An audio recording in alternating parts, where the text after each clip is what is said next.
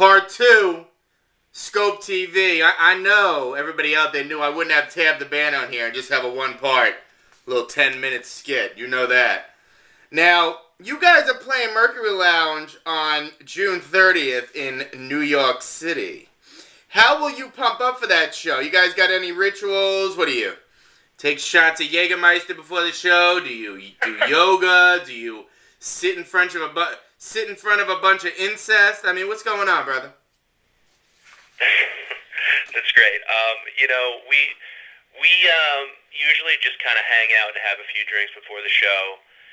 Nothing too crazy. I mean, I've been always trying to write songs for us to sing, before we go on stage, like Almost Famous style, but nothing's quite caught on yet.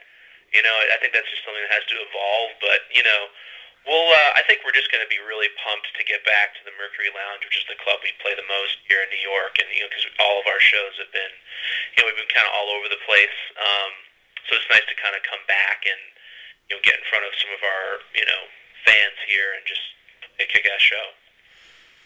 Now, let me ask you a question, Adrian. I've always wanted to ask somebody like this. I wanted to ask Sean Lennon, but he wouldn't get on the phone with me.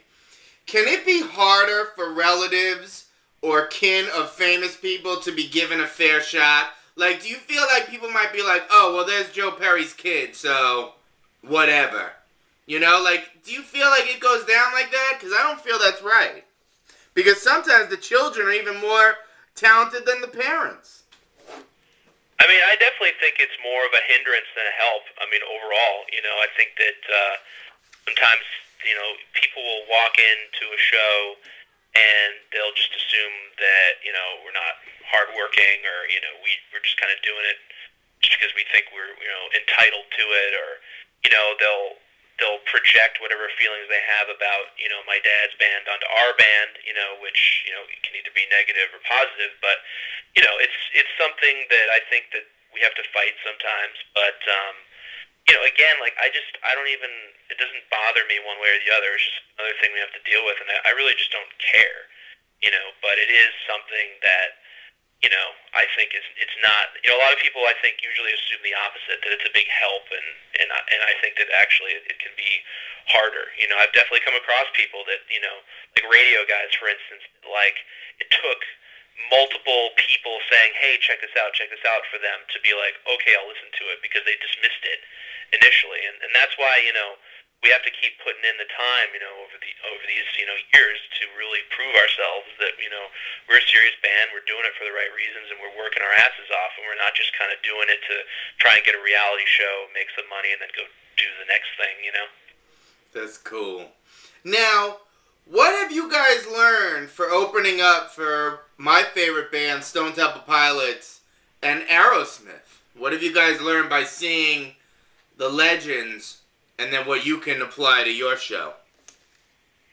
I mean, STP, I'm just such a huge fan of them. I mean, particularly the DeLeo brothers. They're the best. That new album, everybody, is incredible.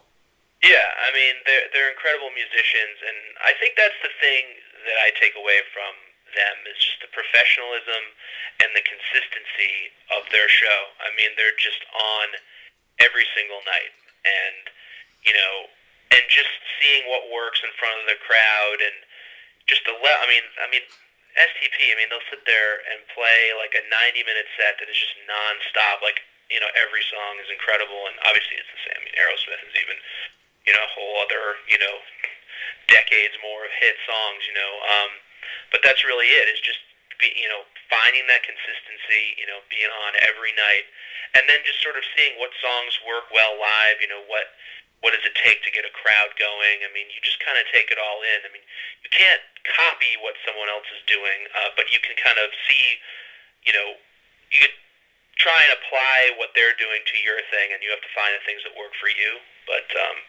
it's definitely incredible to, be a part of opening shows for STP, or, we've opened for Modest Mouse. I love them. Dinosaur Jr. I mean, we're really lucky to get to play with some of these bands. Now, what really got me is excited, because I love HBO Entourage. I've been watching that for so long. What was it like for them to choose one of your songs to play on the show? It was awesome. I mean, that was really, you know, How did they find you guys? I have a friend from my days back in LA who's a music supervisor who, I just kind of been sending music periodically, and he finally was able to get something on there. I mean, it was just, tried, for however many, months to do it, and finally got one on there, and that's just kind of how it goes. You're just going to kind of maintain those contacts and just, email a million people and hope that one thing comes through. And when that came through, that was definitely a big one. So that was so dope. Now, obviously, your home base is Duxbury, Massachusetts, where you're at right now. What does New England and Massachusetts mean to you? Because it means the world to us here at Skope. What does it mean to you guys? I mean, it's home. I mean, I don't know how else to put it. I mean, that's where our roots are.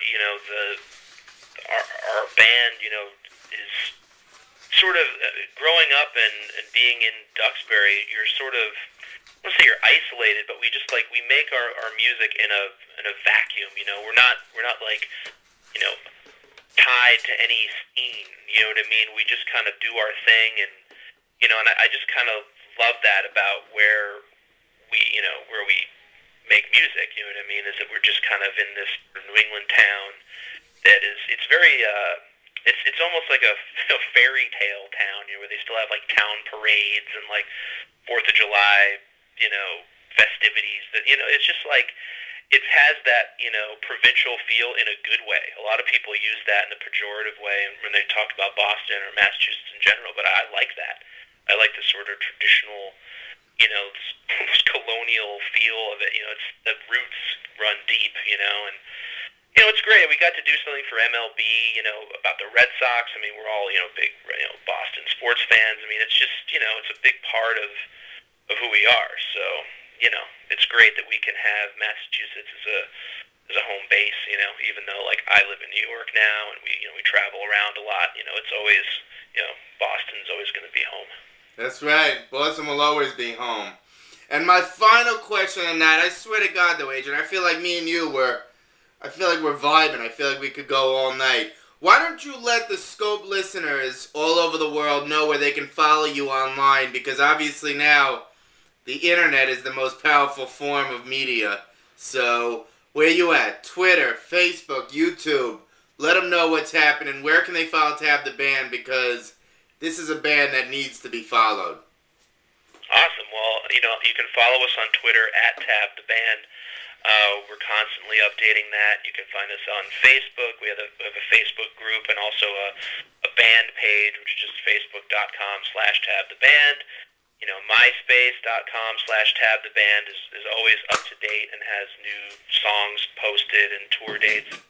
And you can also go to tabtheband.com, which is our website. And if you sign up for our email list, you get a free download of a song. So folks should definitely do that. And which song do you get? You get a song called Runaway, which nice.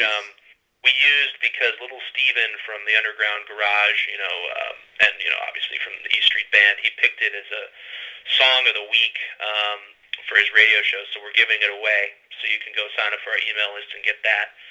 And, you can always go to iTunes if you want to just buy the records. So you've got a lot of options. That's great. A lot of options. An incredible band. An incredible night. An incredible weekend here at Skope TV. Tab the Band. Adrian Perry. Thank you so much, brother. It's been an absolute pleasure. And we were going to see you soon. Skope TV. We're signing off. We'll see everybody soon.